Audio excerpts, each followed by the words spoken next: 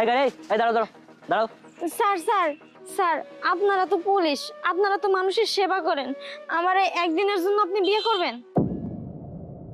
আরে কি বলছেন আপনি এসব? আপনার মাথা ঠিক আছে? ও স্যার, আমি যা কইতাছি সব ঠিক কইতাছি, আর আমার মাথাও ঠিক আছে। আসলে সত্যি তো আপনার মাথার সমস্যা আছে। আপনি কি বলছেন সেটা কি ভেবে দেখেছেন?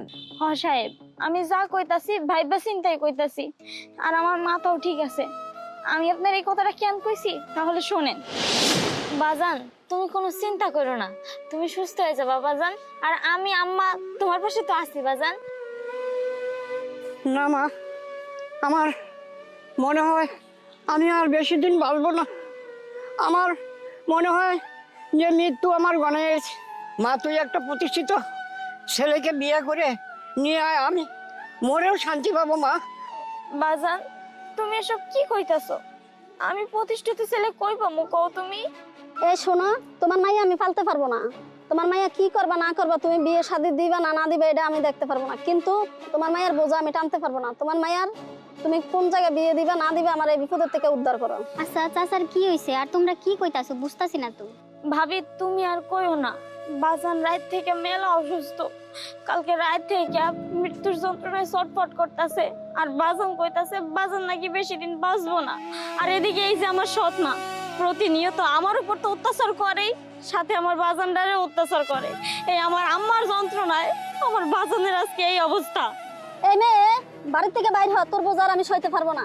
বাইর হ, আমার বোঝা কমা, তুই যা। দেখছো ভাবি, তোমার সামনে আমার সৎ মা কেমন আচরণ করে, আর তোমাকে পিছনে যে কতটা অত্যাচার করে এটা তো আমি জানি আর আমার আল্লাহ জানে। যেহেতু তুমি চলে যাইতে গেছো, আমি চলে যাইতাছি। খাও তুমি তোমার বাড়ি, আমি চলে গেলাম। তুই যা, তুই গেলে আমার বিপদ উদ্ধার হয়, তুই আর আমার কাছে আসবি না। তুই গেল, তুই কয়দিন পর এমনি আমার কাছে আসবি। আরে বুড়া, তুই মর, তুই মরলে আমার শান্তি হইব, তুই না মরা পর্যন্ত আমার শান্তি হইতো না। বাবা, আমি মরণ সহ্য, আমাকে তোরা এত কষ্ট দিতেছিস কেন? চাচি, চাচা এত অসুস্থ, আপনি এগুলা কি কইতাছেন? চুপ করো তুমি, এখানে কি আগলা ফিরিতে দেখাইতে আইছো? বাদ যাও তুমি। কি একটা দরজাল বেডি আইলো, বুড়া বেটার জীবনটা শেষ করে দিল। এলাকাবাসীর লগে তো মিলেই না, খারাপ মহিলা।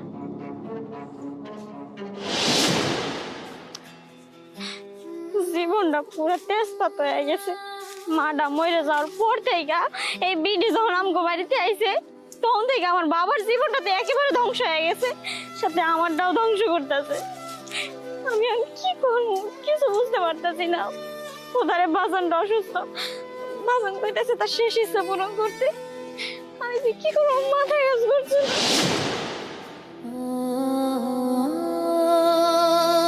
সাহেব, এবার বুঝতে পারছেন আমি আপনার এই কথাটা কেন কইছি? স্যার, আপনারা তো মানুষের অনেক উপকার করেন, আমার বাজানের এই শেষ ইচ্ছাটা পূরণ করেন। সাহেব, আমার বাজান মনে হয় বেশিক্ষণ বাঁচবো না, আমার এই বাজানের শেষ ইচ্ছাটা পূরণ করে দেন বাস। আপনাদের পায়ে ধরি সাহেব। শুনুন, আমি আপনার বিষয়টা বুঝতে পেরেছি। আমাকে একটু ভাবার সময় দিন। আপনি এক পাশে দাঁড়ান, তাছাড়া আমার ডিউটি চলছে তো, আমি ভেবে চিন্তে আপনাকে জানাচ্ছি। একটু এখানে দাঁড়ান। আচ্ছা ঠিক আছে স্যার।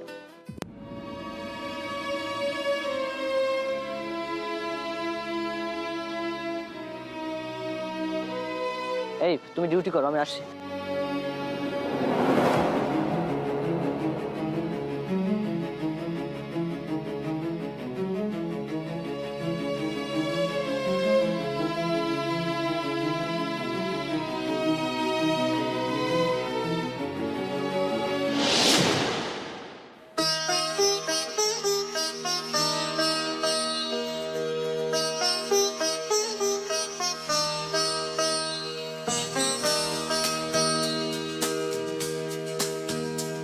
আসুন আসুন, আমি জানি আপনার কষ্ট হবে, কিন্তু কি করব বলেন, আমরা গরিব মানুষ তো, একটু মানিয়ে নিয়ে। আরে আপনি কোনো চিন্তা করবেন না, আমি সব ঠিকঠাক মতো মানিয়ে নিতে পারবো। চলো।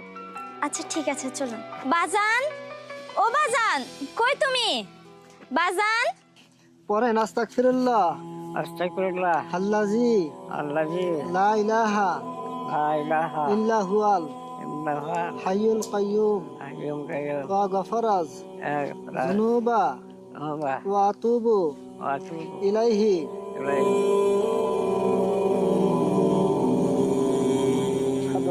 বাজান, ও বাজান, দেখো আমি কারে লই আইছি।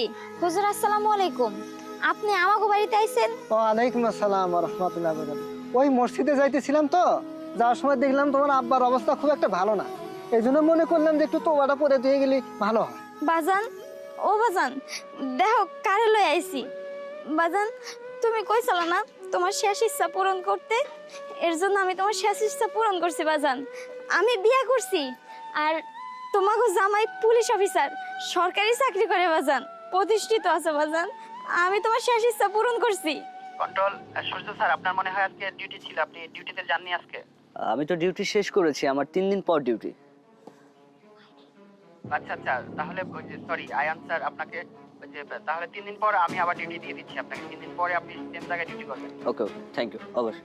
মা, মা গো, তুমি পুলিশ অফিসার বিয়ে করেছো।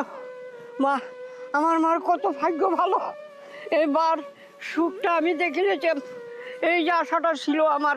আয় মা, তুই আমার বুকে আয় মা। আচ্ছা ঠিক আছে বাজান, আমি আইতাছি। এইটা আমার বাবা। আসসালামু আলাইকুম।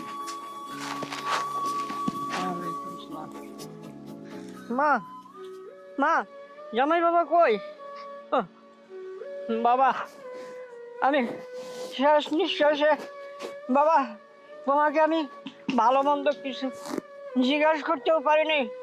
বাবা, আমার শেষ নিঃশ্বাসে আমার মেয়েটাকে তুমি কষ্ট দিও না বাবা, কষ্ট দিও না। মা, মা গো, বাজান কি মা। হইছে? মা, বাজান, বাজান, ও বাজান, বাজান কথা কও। মা, বাজান কথা কইতেছে না কেন?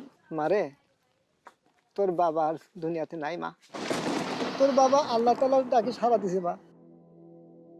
মারা গেছে ভালো হয়েছে, কষ্ট পাওয়ার থেকে চলে গেছে। চুপ করেন আপনি, আপনার কারণে উনি এত কষ্ট পায় মরছে। মাইয়াটারে তো জীবনে সুখ দেন নাই কা, বুড়া বেটাটারও সুখ দেন নাই, এখন আবার অভিনয় করেন। জানেন এই মহিলা এই বুড়া বেটাটারে যেমন অত্যাচার করতো, মাইয়াটারও অত্যাচার করতো। সারাটা দিন খাইতে দিত না, ফিনতে দিত না, বাড়ি থেকে তাড়াই দিত। এখন আবার অভিনয় করতেছে। খারাপ মহিলা, পাশান বেডি, ওখানে ঢং করে।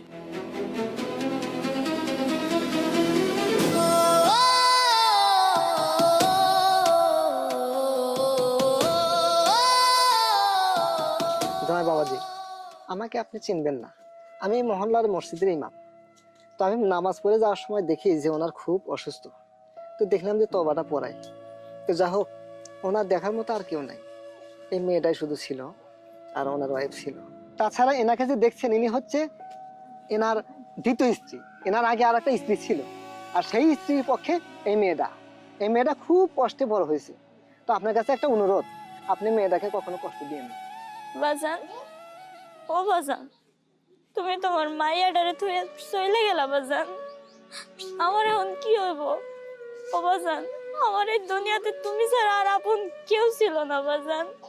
তুমি আমার একা রেখে কেন চলে গেলা বাজান? আম্মাটাও চলে গেল, তুমিও চলে গেলা। এখন আমি কারে নিয়ে বেঁচে থাকবো বাজান? মারে, কান্নাকাটি করিস না মা। দেখ, যে মানুষটা গেছে আর কখনো ফিরে আসবে না, এই পথে সকলকে যেতে হবে। আর কান্নাকাটি করিস না, শান্ত হ। বাবা, এই মেয়েটার আর কেউ নাই, এই মৃত মরহুম ব্যক্তিকে বেশিক্ষণ রাখাও ঠিক নয়। যেভাবে হোক বাদ আসর সবাই মিলে আমরা তার কবরস্থ করার জানাজার ব্যবস্থা করব। হ্যাঁ আঙ্কেল, আপনি ঠিক বলেছেন। তাছাড়া ওনার যেহেতু কেউ নেই, আমি আছি, আমরা জানাজার ব্যবস্থা করি। চল।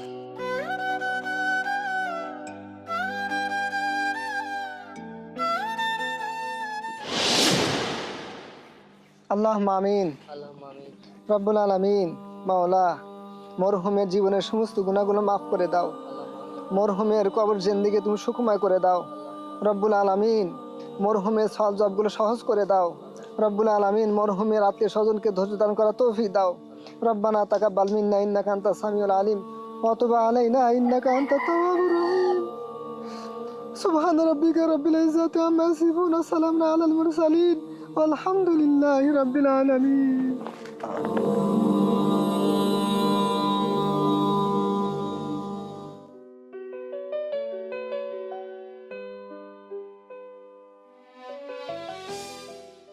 পানি, আপনাকে একটা কথা বলি। আপনি যে আমার জামাইয়ের অভিনয় করছেন এটা যেন আমার মা না জানতে পারে। আমার মা জানলে অনেক সমস্যা হবে। তাছাড়া একদিকে বাবার মৃত্যু, একদিকে এদিকে বিয়ে করেছি আমি আপনাকে। আমি কি যে করবো আমি কিছু বুঝতে পারছি না। আর আপনাকে সকাল থেকে কোনো কিছু খেতেও দিতে পারিনি, তাই এক গ্লাস পানি নিয়ে আসছি, পানিটা খেয়ে নেন। আচ্ছা সমস্যা নেই, আপনি চিন্তা করবেন না, আপনার মা কিছুই বুঝতে পারবে না। আপনি আমাকে তুমি করে বলবেন, আমিও তোমাকে তুমি করে বলবো। আচ্ছা ঠিক আছে। সুমাইয়া, সুমাইয়া, জামাই বাবাজিরে নিয়ে ঘরে আসো। পাশের বাড়ির মালিক চাচা খাবার দিয়ে গেছে, যেতে আমাদের বাড়ি মরা বাড়ি, এই জন্য আমরা এক সপ্তাহ রান্না করতে পারবো না। আসো জামাইজি, ঘরে আসো, হাত মুখ দিয়ে ভাত খাবার খাইয়া নাও।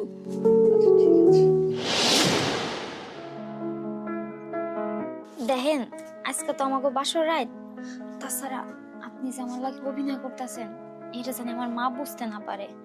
আর আমি যে আপনারা কোন জায়গায় শুইতে দিব বা বইতে দিব কিছুই বুঝতে পারতাছি না। আসলে আমরা গরিব তো, এই ঘরের ভিতরে আমরা থাই। এই যে পাশের রুমটা দেখতেছেন ওই জায়গায় আমার মা ঘুমায়, আর এই জায়গায় আমি ঘুমাই। একটু কষ্ট করে ম্যানেজ করে নেন। আমি নিচে পাটিলাইছে শুয়ে যাবেন, আপনি খাটে শোন, ঠিক আছে? আর দেহে ওদিকে ভালো কাঁথা মাথা আছে কিনা, যদি থায় আপনারা আইনা দিতাছি। দেখুন, আমাকে নিয়ে আপনার চিন্তা করতে হবে না। তবে একটা কথা কি জানেন, মানুষের জীবনে এমন অনেক কিছু হয় যেটা হওয়ার কথা থাকে না, বা যেটার জন্য আমরা প্রস্তুত থাকি না। একটা বিষয় কি, আজকে যদি এই অভিনয়টা আমি না করতাম আমি বুঝতেই পারতাম না। মানে অনেক কিছু শেখার আছে আপনার কাছ থেকে, অনেক কিছু জানার আছে আমার। আচ্ছা ঠিক আছে, আস্তে কথা বলেন, মা মনে হয় আইতাছে। আর এই বিষয়ে কালকে সকালে কথা বলবো। তাছাড়া মা যদি বুঝতে পারে যে আপনি আমার লাগে অভিনয় করতেছেন তাহলে অনেক বড় সমস্যা হয়ে যাবে, বুঝতেই তো পারতেছেন। সৎ মা, আপনার আর আমার কথাটা যদি জানে তাহলে পুরো এলাকায় ছড়াই দিব, আমার মান সম্বন্ধ টানা পড়বো। আচ্ছা ঠিক আছে, আপনি শুয়ে পড়েন, আমি এখানে শুইতেছি। আচ্ছা ঠিক আছে, আমি শুয়ে পড়ছি।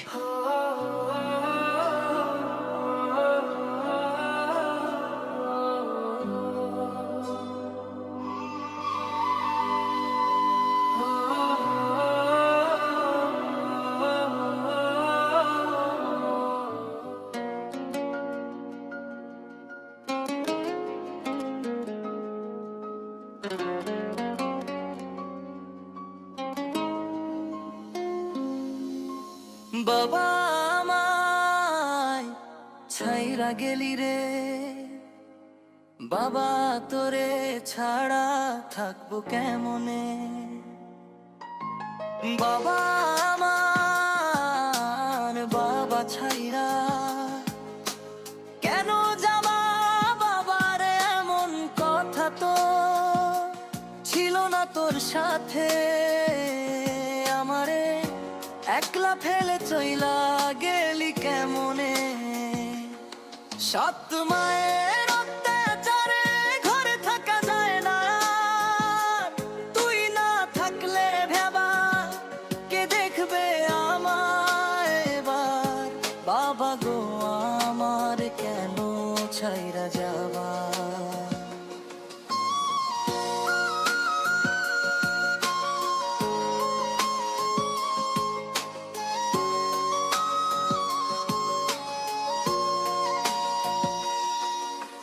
ছোটবেলায় মা কোথায় গেল? ফ্রেশ হবো।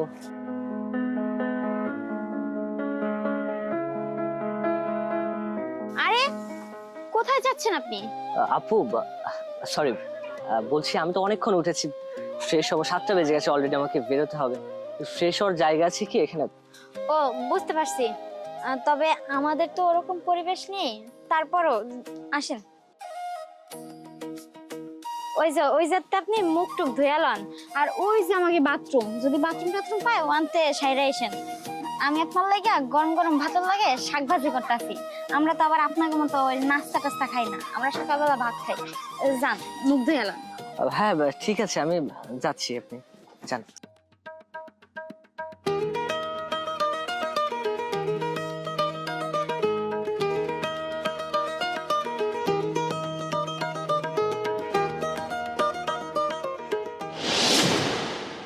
দেখেন আপু, আমার তো যেতে হবে।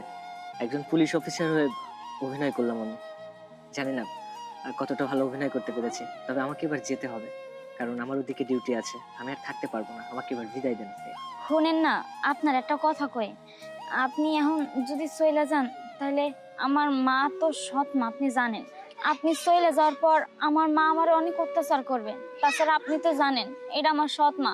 আপনি পুলিশ বইলা এর জন্য আমার আম্মা একটু ঠান্ডা আছে, কোনো কিছু কইতাছে না। কিন্তু আপনি যদি চলে যান আবার আগের মতো শুরু করবে, এর জন্য কইতাছি। আর 2টা দিন পরে যান। আম্মা আইতাছে। আম্মা, ওই তোমার জামাই লাগে গল্প করতেছিলাম। তোমার জামাই কইতাছে কি হ্যাঁ নাকি কালকে আবার ডিউটি আছে, এর জন্য চলে যাইতে চাইতাছে। আর আমি কইছি কি 2 দিন পর যাইতে, কিন্তু আমার কোনো কথা শুনতাছে না। তুমি একটু কও না। আমি কইলে কি থাকতে পারবো? সরকারি চাকরি আছে না, চলে যাবো তো। এখন জামাই জি যাক, পরে আবার আসতে পারবো। তোরা গল্প কর, আমি ওই সকিনারের বাড়ির থেকে পান খেয়ে আসি গে। আচ্ছা আম্মা, তুমি যাও। দিকাম, আরে দেখো না, তোমারে দেখতে কত মানুষ এসে। এই সকিনা, দেখ না তোকে দুলা ভাই কেমন দেখতে, ভালো হইছ না? তোমার কেমন আছো? এই জরিনা, দেখ তোকে দুলা ভাই কেমন হইছে রে, ভালো হইছে না? চলে যাচ্ছে কেন? ভালো আছো? কি অবস্থা? এদিকে আসো। পুলিশ, কিন্তু পুলিশ। আরে হইছে কি, পুলিশের কথা কইছি তো, এর জন্য আর তুমি পুলিশের কথা বলতে গেছো কেন? এই এদিকে আসো। এই যে এই একটা এই এদিকে আসো। এই দোলা বাইরে পালাও কেন? তোমার নাম কি? চিনো মানে? আমি কিন্তু পুলিশ। বাচ্চাটা সুন্দর আছে না? হ্যাঁ হ্যাঁ, সুন্দর আছে। আচ্ছা চলো বাড়ি যাই। আচ্ছা আসেন, আপনাকে আমাদের এলাকাটা ঘুরিয়ে দেখাই। কারণ 2 দিন পর তো আপনি চলে যাইবেন, তখন তার দেখাইতে পারবো না। তাছাড়া আপনি যদি চলে যান, হয়তো পরে আবার আমার সৎ মামা লাগে অত্যাচার শুরু করে দিব। আচ্ছা, আমি চলে যাওয়ার পর আপনি আপনার মাকে কি করে বুঝাবেন? আমার মায়েরে ওই একটা কথা কয়া দেবানি যে ওই শ্বশুর বাড়ির কথা কয়া নিজের এলাকা ছেড়ে অন্য এলাকায় যাইয়া একটা গার্মেন্টসে চাকরি করলাম। এখন কি করবো, নিজের জীবনটা চালাইতে হলে তো কষ্ট করতে হবে, তাই না? তাছাড়া আমি যদি এই জায়গায় থাকি তাহলে আমার সৎ মামারে অনেক অত্যাচার করবো। এর জন্য এই চিন্তা ভাবনা করে রাখছি। আসলে আপনার কথাগুলো শুনে আমার ভীষণ খারাপ লাগছে, কিন্তু কি আর করার, আমিও তো মনে হয় থাকতে পারবো না। তবে একটা জিনিস কি জানেন, এই যে খোলামেলা পরিবেশ, এরকম পরিবেশে আমি আগে কখনো আসিনি। আমি পুলিশের চাকরি করি, ট্রেনিং এর জন্য অনেক জায়গায় গেছি, অনেক কষ্ট করেছি। তবে এরকম ভাবে এই যে বাচ্চাদের সাথে খেলা, বন জঙ্গল, কত সুন্দর একটা পরিবেশ। মানে চাকরি করতে করতে শৈশবটা ভুলেই গেছিলাম। তবে আপনার সাথে দেখা না হলে হয়তোবা এত সুন্দর গ্রামীণ পরিবেশটা উপভোগ করতে পারতাম না। সত্যি সবকিছুর জন্য আপনাকে মেনি মেনি থ্যাঙ্কস। আচ্ছা ঠিক আছে, সমস্যা নাই। তবে আপনিও আমার অনেক বড় উপকার করছেন, আপনারও অসংখ্য ধন্যবাদ। চলেন আপনার এই এলাকাটা ঘুরে দেখাই। আরে কি যে বলেন, মানুষ তো মানুষেরই জন্য, আর আমি মানুষ হিসেবে আমি আমার দায়িত্ব থেকে আমার দায়িত্বটা পালন করেছি। চলেন, সমস্যা নেই, আসেন। ও আপনি আসছেন, ভালো করেছেন। আমার তো সময় হয়ে যাচ্ছে, সরাসরি ডিউটিতে যাবো, তো এই জন্য পোশাকটা পরে নিলাম। এখন আপনি আমাকে বিদায় দেন, চলেন আমার সাথে, একটু আমাকে এগিয়ে দিবেন, আসুন। আচ্ছা ঠিক আছে, চলুন। আসলে অনেকদিন হয়ে গেছে আমার ডিউটি, ওখান থেকে ফোন করছে বারবার, আমাকে যেতে হবে কাইন্ডলি। এই জন্য আমি ভাবলাম যে এখান থেকে সরাসরি বের হয়ে যাব, সেটা আমার জন্য বেটার হবে। আমি জানি না আপনার ঋণ কিভাবে শোধ করব, তবে এই 2টো দিন আপনি আমার জন্য অনেক কষ্ট করেছেন। আমার যদি কোনো ভুল ত্রুটি হয়ে থাকে আপনি আমাকে ক্ষমা করে দিবেন। আর হ্যাঁ, হয়তো কখনো আপনার সাথে আমার দেখা হবে না। ভালো থাকবেন আর সাবধানে যাবেন। আচ্ছা ঠিক আছে, আপনিও ভালো থাকবেন। আর আমার ব্যবহারে যদি আপনি কষ্ট পেয়ে থাকেন, আমাকেও আপনি ক্ষমা করে দেবেন। আর দেখা হয়ে যেতেই পারে, কারণ একই আকাশের নিচে তো। ভালো থাকবেন, আসি। আচ্ছা ঠিক, শুনেন না, এই যে আপনার টুপিটা রেখে যাইতাছেন। ও হ্যাঁ, দিন। ঠিক আছে তাহলে আসি, ভালো থাকবেন।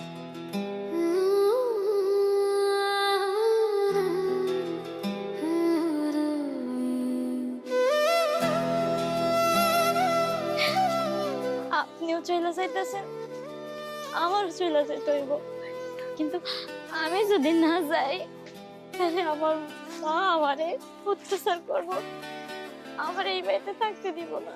তবে আপনার লগে অভিনয় করতে করতে আমি আমার মনের অজান্তে আপনারে ভালোবেসে ফেলছি। আপনার মতো যদি একজন পুলিশ অফিসার আমার জীবন সঙ্গী হিসাবে আমি পাইতাম, তাহলে আমার জীবন আর কোনো দুঃখ কষ্ট থাকতো না।